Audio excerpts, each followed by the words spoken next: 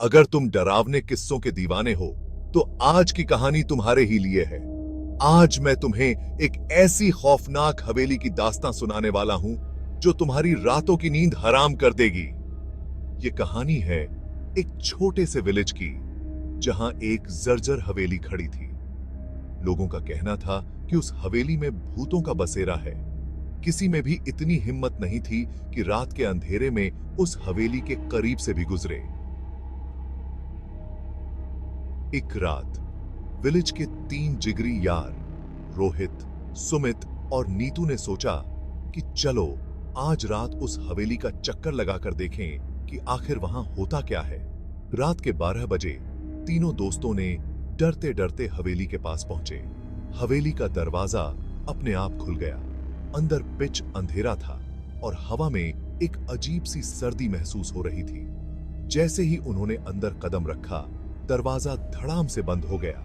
तीनों दोस्त पूरी तरह डर गए, लेकिन उन्होंने हिम्मत बनाए रखी और आगे बढ़े।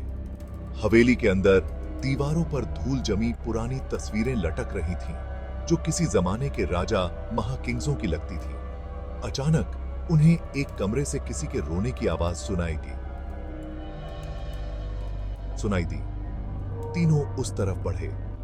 कमरे में पुरानी फटी पुरानी किताबें और जंग लगे फर्नीचर भरे पड़े थे।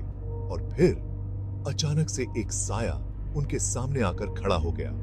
वो साया धीरे धीरे आकार लेने लगा और एक बूढ़ी औरत में बदल गया। उस औरत की आंखों में गहरा गम और तकलीफ झलक रही थी।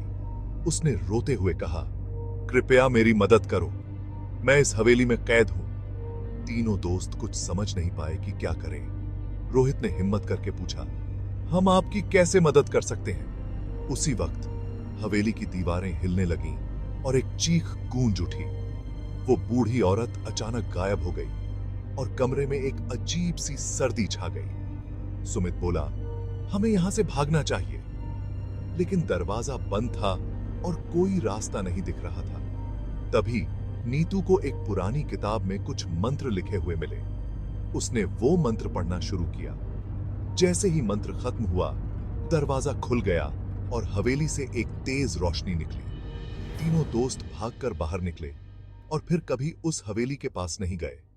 आज भी लोग कहते हैं कि उस रात के बाद से हवेली में अब कोई भूत नहीं है, लेकिन उस हवेली की खौफनाक कहानियां आज भी लोगों के रोंगटे खड़े कर देती हैं। तो दोस्तों, अगर तुम्हें यह कहानी अच्छी लगी तो लाइक, शेयर और सब्सक्राइब करना मत भूलना। और याद रखना, अगली बार जब तुम किसी भूतिया जगह पर जाओ तो होशियार रहना। शुक्रिया।